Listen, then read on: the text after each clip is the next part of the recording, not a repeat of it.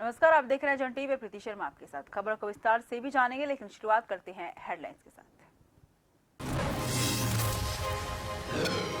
UPC को लेकर CM Dhami का बड़ा बयान, कहा इस पर चुनाव के बाद ही हो गया था काम शुरू, ड्राफ्ट हो चुका है तैयार, सरकार को सौंपने के बाद होगी आगे की कार्रवाई।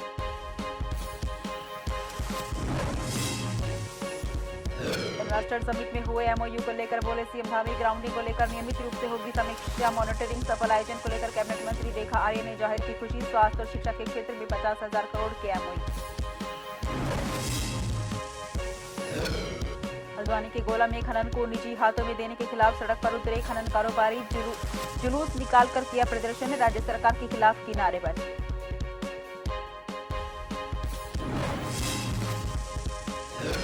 चमोली के मठगांव के ग्रामीणों को बड़ी पहल, जब नहीं सुनी प्रशासन ने तो आपदा में ध्वस्त 200 पैदल मार्ग को खुद ही बना डाला, जान जोखिम में डालकर खेतों और जंगलों में की फसल की कटाई।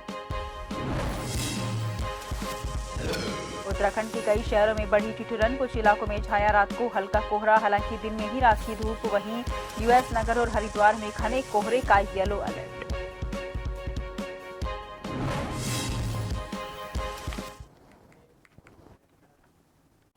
रुक करते हैं खबरों की ओर। उत्तराखंड के मुख्यमंत्री पुष्कर सिंह धामी ने यूसीसी पर एक बार फिर से बयान दिया है।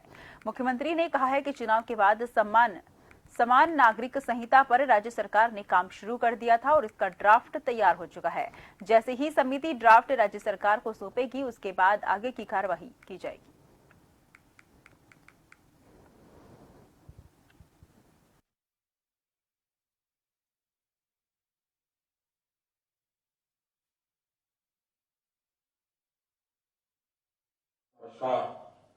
देखिए, यूसीसी का काम इस विधानसभा चुनाव के उत्तराखंड के विधानसभा चुनाव के संपन्न होते ही हमने उस पर काम करना शुरू किया था, क्योंकि ये हमारा उत्तराखंड की देवतुल्य जनता के सामने हमारा संकल्प था कि हम यूसीसी को लाएंगे और उसके लिए कमेटी बनाई थी। कमेटी ने अपना काम कर लिया है, जल्दी ही हमको ड्राफ्ट मिलेगा और ड्राफ्ट मिलते ही जो आगे की प्रक्रिया हम उसको पूरा करेंगे। इन्वेस्टर समिट में हुए एमओयू को लेकर मुख्यमंत्री पुष्कर सिंह धामी ने कहा है कि राज्य सरकार का काम अब शुरू हुआ है। उन्होंने कहा कि ग्राउंडिंग को लेकर नियमित रूप से समीक्षा की जाएगी और इसकी मॉनिटरिंग भी की जाएगी। वहीं उन्होंने कहा कि बड़ी संख्या में इन्वेस्टर उत्तराखंड में आए हैं, जो राज्य में ज्यादा रोजगार सृजन करेंगे, जिससे उत्तराखंड को फायदा होगा, उन्हीं को तरजीह दी जाएगी। ग्राउंडिंग को लेकर हम बहुत शुरू से ही जो है, चूंकि हमने प्रयास किया है कि केवल एमओयू तक ही हम सीमित न रहें, हम ग्राउंडिंग तक जाएं। और अब एमओयू बहुत बड़ी संख्या में अभी तक आ गए हैं और एक बड़ी राशि के एमओयू हो भी गए हैं, उनको धरातल पर उतारना है। और एमओयू की एक लंबी कतार भी हमारे सामने है। राज्य के अंदर जो रोजगारों का सृजन होगा, जिससे हमारे नौजवान युवाओं को यहाँ रोजगार मिलेगा, ऐसे जो सेक्टर हैं, ऐसे जो इन्वेस्टर हैं, उनको हम प्राथमिकता देंगे और इसकी नियमित रूप से मॉनिटरिंग करेंगे, समीक्षा करेंगे। राजधानी देहरादून के एफआरआई में हुए इन्वेस्टर समिट को लेकर कैबिनेट मंत्री रेखा आर्य ने खुशी जाहिर की। कहा कि जिस तरह से समिट के दौरान निवेशकों का उत्साह देखने लायक था, उसे लगता है कि उत्तराखंड कहीं न कहीं एक सकारात्मक पहल की ओर आगे बढ़ रहा है। वहीं रेखा आर्य ने कहा कि आने वाले दिनों में इन्वेस्टर समिट का असर धरातल पर भी दिखने लगेगा, जिससे युवाओं को रोजगार का मौका भी मिलेगा। साथ ही तमाम विकास कार्य भी नजर आएंगे।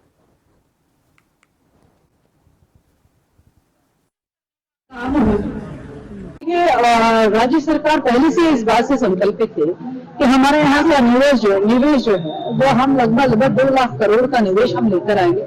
यह पूरे देश भर से भी होगा, ये विदेश से भी होगा। और खुद मैं भी 1-2 सेशन में मैं वहां पर मौजूद थी और मुझे जो है हेल्थ सेक्टर मिला था, मुझे आयुष सेक्टर मिला। दोनों सेक्टरों में मैंने निवेश के लिए निवेशकों का बड़ा ही उत्साह देखा और मैंने ये देखा कि किस प्रकार से निवेशक के लिए जो हम लोगों ने सेक्टर वाइज स्पेसिफिक हमने पॉलिसीज बनाई है, उसको लेकर भी बड़े प्रभावित थे, क्योंकि इतने सभी सेक्टरों की पॉलिसीज हर राज्य में नहीं बने हुए हैं जो कि उत्तराखंड में बने हुए हैं। तो मुझे लगता है कि जिस प्रकार के एमओयू हुए हैं और जिस प्रकार से उत्साह देखने को मिल रहा है, तो जिस प्रकार से प्रक्रिया गतिमान है, तो मैं मानती हूँ कि 2-3 माह के अंतर्गत हम उनको ग्राउंडिंग होते हुए देखेंगे। इन्वेस्टर समिट को लेकर उत्तराखंड में लगातार चर्चाएं जारी हैं। बता दें कि इन्वेस्टर समिट में स्वास्थ्य और शिक्षा के क्षेत्र में 50,000 करोड़ के एमओयू साइन हुए हैं। इस बात की जानकारी स्वास्थ्य मंत्री और शिक्षा मंत्री धन सिंह रावत ने दी है। उन्होंने कहा है कि 10 नए विश्वविद्यालय के प्रस्ताव भी उनके पास आए हैं, जबकि राज्य में 22 विश्वविद्यालय पहले ही खुल चुके हैं। उन्होंने कहा कि निवेशकों को राज्य में अच्छे वातावरण के लिए 24 घंटे वो उपलब्ध रहेंगे और जैसे जैसे निवेदक उत्तराखंड में अपना व्यापार स्थापित करेंगे, उनके लिए राज्य सरकार लगातार प्रयास करेगी ताकि सभी एमओयू की ग्राउंडिंग हो सके।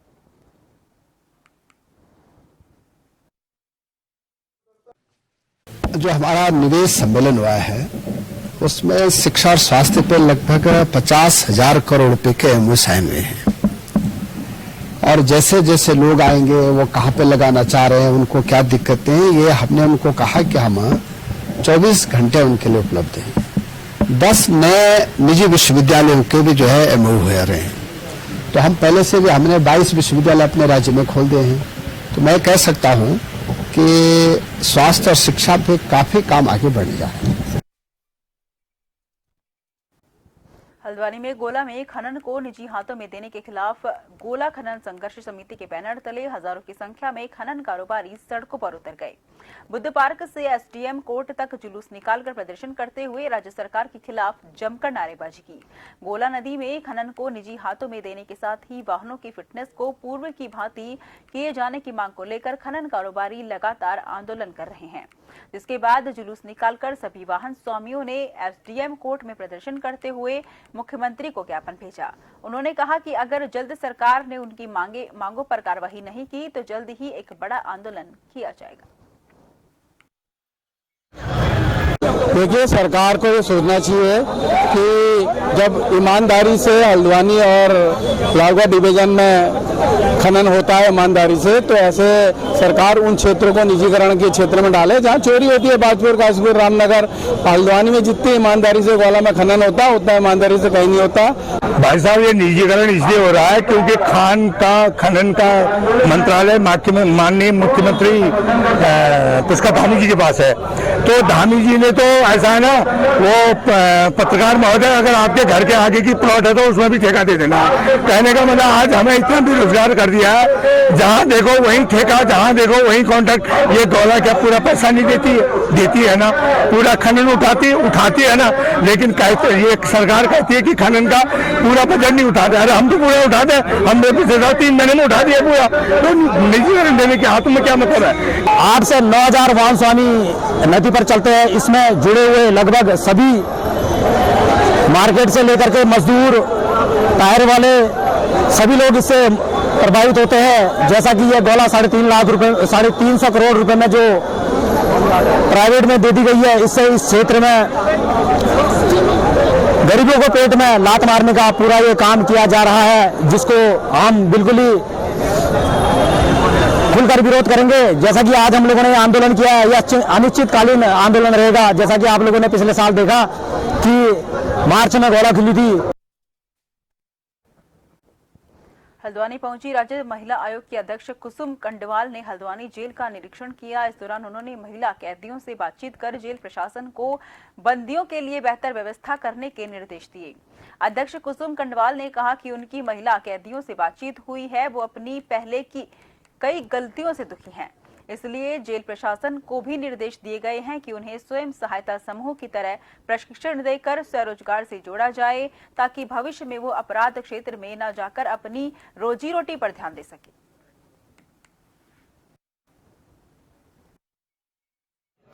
वही देखने आई थी ना, 77 महिलाएं हैं और जो आप लोग प्रतीक्षा करते रहे उसका भी मैं बता दूं कि एक महिला कैदी से मैं मिली एक एक महिला कैदी के बारे में मैंने सुना है कि वो किस तरह के अभियोग में वो अंदर हैं, और कुछ बहुत सारी महिलाएं ये हैं कि वो लोग अपनी बात रखी है कि हमें एक बार मौका दिया जाए, हमारी बात न्यायालय तक पहुंचाई जाए। तो उसमें हमने खुद ही हम लोग बैठे हैं, हमने कहा है कि इसमें अगर वास्तव में हमारी तरफ से कि वो उनका जो गुनाह है कि उनका गुनाह उन्हें लग रहा है, तो मैंने एक्सेप्ट भी किया कि हमसे जो गलती हुई है हमें एक बार मौका दिया जाए। पिथौरागढ़ जनपद में सभी चिकित्सालय क्लिनिक बायोमेडिकल वेस्ट मानकों के अनुसार निस्तारण करना सुनिश्चित करें। ये निर्देश जिलाधिकारी रीना जोशी ने बायोमेडिकल वेस्ट मैनेजमेंट की बैठक लेते हुए दिए। जिलाधिकारी ने कहा कि जनपद के सभी चिकित्सालय और क्लिनिक डीप बैरियल पिट और साफ पिट बनाकर बायोमेडिकल वेस्ट का निस्तारण करें। साथ ही उन्होंने मुख्य चिकित्सा अधिकारी को निर्देश दिए कि जनपद में संचालित सभी प्राइवेट चिकित्सालय, क्लिनिक, लैब आदि का पंजीयन कराना सुनिश्चित करेंगे और उत्तराखंड प्रदूषण बोर्ड में भी अपना पंजीकरण अवश्य कराएंगे। उन्होंने जनपद के सभी सरकारी चिकित्सालयों के साथ ही प्राइवेट चिकित्सालय, क्लिनिकों, लैबों आदि में जनरेट होने वाले बायोमेडिकल वेस्ट का सर्वे कराने के भी निर्देश दिए हैं।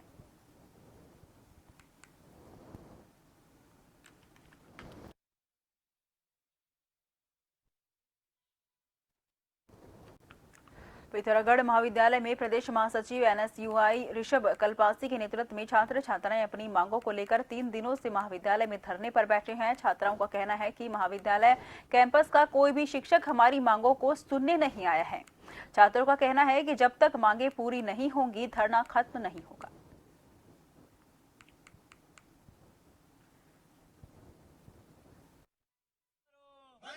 तो आज धरने पे बैठे हैं ऋषभ कल्पासी जी, ये बिल्कुल छात्र हितों के लिए धरने पे बैठे हुए हैं। इनकी मांगे हैं जो बिल्कुल जायज मांगे हैं, छात्र हितों के लिए हैं। तो हम शिक्षा मंत्री जी से यही कहेंगे, कुलपति जी से यही कहेंगे और उच्च शिक्षा निदेशक जी से यही कहेंगे, इन मांगों पे आप बिल्कुल विचार विमर्श करें। कब से छात्रों का हनन हो रहा है इस महाविद्यालय में, इस परिसर में, ये असमंजस की स्थिति बनी हुई है। न कैंपस ही क्लियर है, न कॉलेज ही क्लियर है, न समर्थ पोर्टल जो इस बार खोला गया था, समर्थ पोर्टल जो इस बार 2023 में आया है, ये समर्थ पोर्टल की वजह से काफी सारे छात्र छात्राओं को दिक्कतें का सामना करना पड़ रहा है।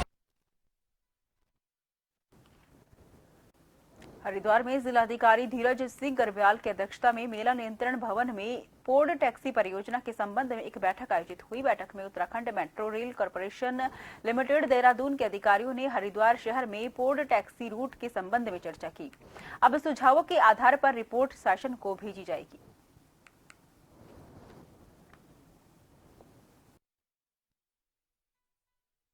देखो, पोर्ट टैक्सी के रूट को लेकर आज जितने भी व्यापार मंडल हैं और उनके प्रतिनिधि हैं, गंगा सभा से लेकर व्यापार मंडल के सारे प्रतिनिधि आए और कुल मिला के मान के चलिए कि सारे के सारे प्रतिनिधियों ने यहाँ पे अपनी बातें रखी हैं। और कुछ प्रतिनिधियों ने बातें रखी हैं कि पोर्ट टैक्सी का रूट जो है गंगा पार से ही होना चाहिए, और उसके अलावा भी सारे जितने भी लोगों ने अपने विचार रखे उसमें ये बातें भी आई हैं कि पोर्ट टैक्सी का जो रूट उन्होंने डिसाइड किया है या दिखाया है, उसकी तैयारी जो की है, उसमें जिन जिन स्थानों से पोर्ट टैक्सी का रूट जा रहा है, उन स्थानों पे वाकई में क्या लोगों की भ्रांतियां दूर करने के लिए, जो संशय दूर करने के लिए कमेटी का गठन किया जाए। ब्रेक के बाद फिर से आपका स्वागत है। रुक करते हैं उधम सिंह नगर की ओर, जहां पर जसपुर क्षेत्र में संयुक्त किसान मोर्चा ने अपनी मांगों को लेकर उप जिलाधिकारी जसपुर को महामहिम राष्ट्रपति के नाम ज्ञापन दिया है, जिसमें किसान नेता अमनप्रीत ने बताया कि किसान मोर्चा की आह्वान पर आज ज्ञापन दिया गया है और पूरे देश भर में किसान अपनी मांगों को लेकर जगह जगह ज्ञापन दे रहे हैं। गाजीपुर आंदोलन के दौरान सरकार द्वारा जो वादा खिलाफी की गई है, वादा करके आंदोलन स्थगित करवाया गया था, लेकिन आज तक सरकार द्वारा कोई भी वादा पूरा नहीं करने पर देश भर के किसान अपना रोष प्रकट कर रहे हैं और सरकार को जगाने का प्रयास कर रहे हैं।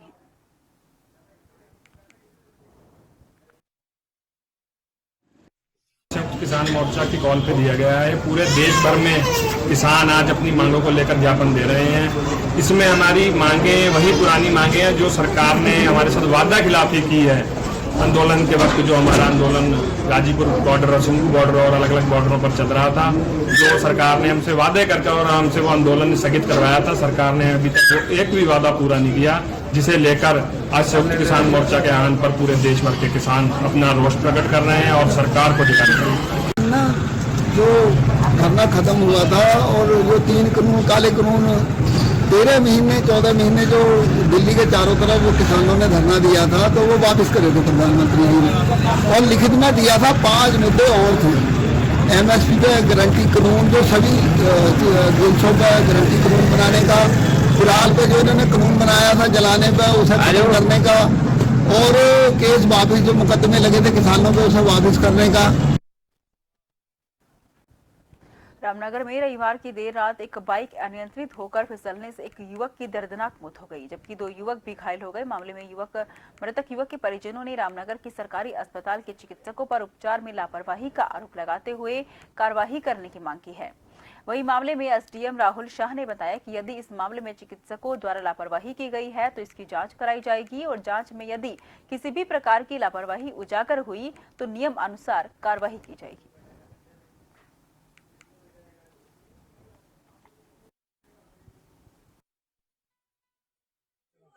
कल रात मेरे भतीजे का जो टस्कर ट्रेल सावलदे में जॉब करता था, उसका एक अचानक थोड़ा सा उसे चोट लगी कहीं पे, उसको हॉस्पिटल लाया गया रामनगर सरकारी हॉस्पिटल में।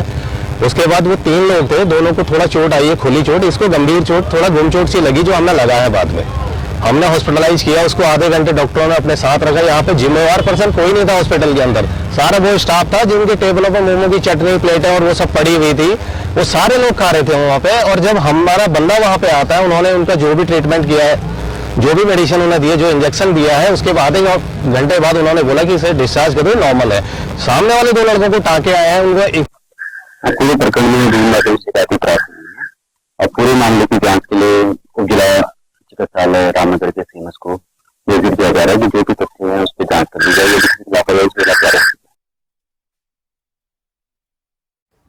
जोशीमठ के तुकासी गांव है जहां पर 10 वर्षों के बाद पांडव नृत्य का आयोजन किया गया। अंतिम दिन भव्य मेले का आयोजन भी किया गया। इस दौरान दर्जनों गांव के स्थानीय लोग भी मौजूद रहे।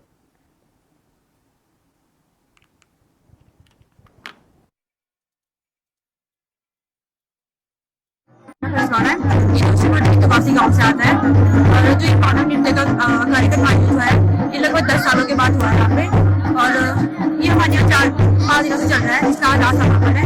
4 दिन से हम इस मेले का अनुभव ले रहे हैं, जिसके बारे में जान रहे हैं। इससे हमारी संस्कृति को पता चलता है कि हम किस क्षेत्र से बिलोंग करते हैं और हमारी संस्कृति को दिखाता है। यहाँ पर लोग, जो हमारा तुकासी गाँव है, इसके लगभग 4 गाँव शामिल है इसमें, दसिया, खड़सा, रेगड़ी, इसमें 4 गाँव है। इसको देखने के लिए 4 गाँव से सभी लोग आते हैं। सोमवार को देहरादून के एक निजी होटल में अनुसूचित जाति जन प्रतिनिधि सम्मेलन का आयोजन किया गया, जिसमें बतौर मुख्य अतिथि सूबे के मुख्यमंत्री पुष्कर सिंह धामी ने शिरकत की।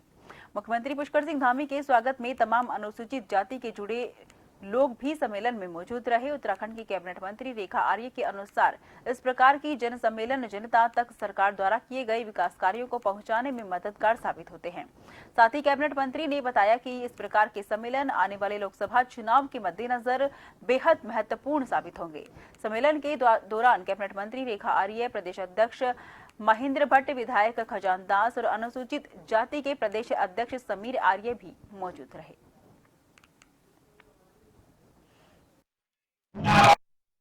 जो समाज में उनको लगता है कि इन चीजों को लेकर सुधार किया जाना चाहिए, काम किया जाना है, उनके विचारों को यहाँ पर नोट किया गया और माननीय मुख्यमंत्री जी के समक्ष जो है अनुसूचित मोर्चे के प्रदेश अध्यक्ष जी ने अपनी डिमांड्स भी रखी, जिसको माननीय मुख्यमंत्री ने आश्वासन भी दिया। और मुझे लगता है कि इस प्रकार के सम्मेलनों के माध्यम से हम सब लोग संकल्पित होते हुए जाते हैं कि आने वाले 2024 में जो लोकसभा होने जा रहे हैं, आने वाले 2024 में जब पंचायतों के चुनाव होंगे, नगर निकाय के चुनाव होंगे, तो निश्चित रूप से हम मेरे कमल के विचारों से जीतकर हम जनप्रतिनिधि बने हैं, तो स्वाभाविक रूप से हम सबकी जिम्मेदारी है कि हम लोग आने वाले समय में चाहे वो लोकसभा हो या अन्य चुनाव, सब में कमल ही खेले ताकि डबल इंजन की सरकार से हर एक वंचित व्यक्ति का विकास पहुंच सके। अनुसूचित जाति समाज के जो जनप्रतिनिधियों का ऐतिहासिक सम्मेलन हुआ है, आज भारतीय जनता पार्टी ने फिर सिद्ध कर दिया है कि भारतीय जनता पार्टी है जो अनुसूचित जाति को कहीं न कहीं जोड़ने और उनको आगे बढ़ाने का कार्य कर रही है। और ये निरंतर हमारा कोई लोकसभा को लेकर के कोई परिचर्चा नहीं है, ये हमारा एक जनजागरण का हमारा कार्य है जो निरंतर संगठन रूप से चलते रहता है। उसी क्रम में आज भारतीय जनता पार्टी अनुसूचित मोर्चे के तत्वाधान में अनुसूचित जाति के जनप्रतिनिधियों का एक विशाल सम्मेलन, ऐतिहासिक सम्मेलन आज यहाँ गढ़वाल संभाग का हुआ है।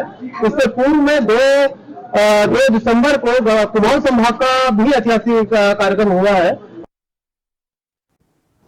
सोमवार को राज्यपाल लेफ्टिनेंट जनरल गुरमीत सिंह ने प्रधानमंत्री नरेंद्र मोदी की अध्यक्षता में नीति आयोग द्वारा वर्चुअल माध्यम से आयोजित विकसित भारत @2047 वॉइस ऑफ यूथ कार्यक्रम में राजभवन देहरादून से मुख्यमंत्री पुष्कर सिंह धामी के साथ प्रतिभाग किया। कार्यक्रम के प्रारंभ में प्रधानमंत्री नरेंद्र मोदी ने विकसित भारत @2047 से जुड़े आइडियाज पोर्टल का लॉन्च किया। अपने वर्चुअल संबोधन में प्रधानमंत्री ने कहा कि किसी भी राष्ट्र के जीवन में इतिहास एक मौका देता है। जब राष्ट्र अपनी विकास यात्रा में तेजी से प्रगति कर सकता है, भारत में अभी अमृत काल चल रहा है और ये भारत के इतिहास का वो कालखंड है जब देश एक लंबी छलांग लगाने जा रहा है। बहुत सौभाग्य का दिन है कि आज माननीय प्रधानमंत्री जी ने पूरे राष्ट्र के अंदर में जितने भी वाइस चांसलर्स हैं, हर एक राज्य के वाइस चांसलर यूथ्स को और एजुकेशन से जुड़े हुए हर एक संस्था को एड्रेस किया। और आज का जो मकसद था वो बहुत ही अच्छा था। वो हमारे विकसित भारत @2047 का खास मुद्दा था, जिसके अंदर में आइडियाज फॉर द विजन के बारे में बात की। टारगेट था हमारे यूथ।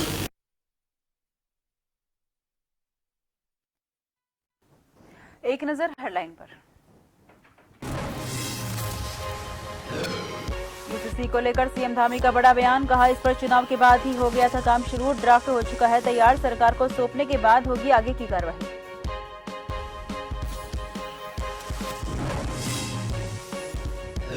इन्वेस्टर समिट में हुए एमओयू को लेकर बोले सीएम धामी, ग्राउंडिंग को लेकर नियमित रूप से होगी समीक्षा, मॉनिटरिंग। सफल आयोजन को लेकर कैबिनेट मंत्री रेखा आर्य ने जाहिर की खुशी, स्वास्थ्य और शिक्षा के क्षेत्र में 50,000 करोड़ की एमओयू।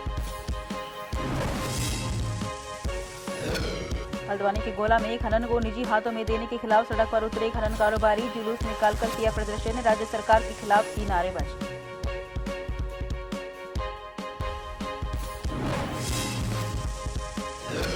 चमोली के मठ गांव के ग्रामीणों की बड़ी पहल, जब नहीं सुनी प्रशासन ने तो आपदा में ध्वस्त 200 पैदल मार्ग को खुद ही बना डाला, जान जोखिम में डालकर खेतों और जंगलों में की फसल की कटाई। उत्तराखंड के कई शहरों में बड़ी ठिठुरन, कुछ इलाकों में छाया रात को हल्का कोहरा, हालांकि दिन में रात की धूप। वहीं यूएस नगर और हरिद्वार में घने कोहरे का येलो अलर्ट।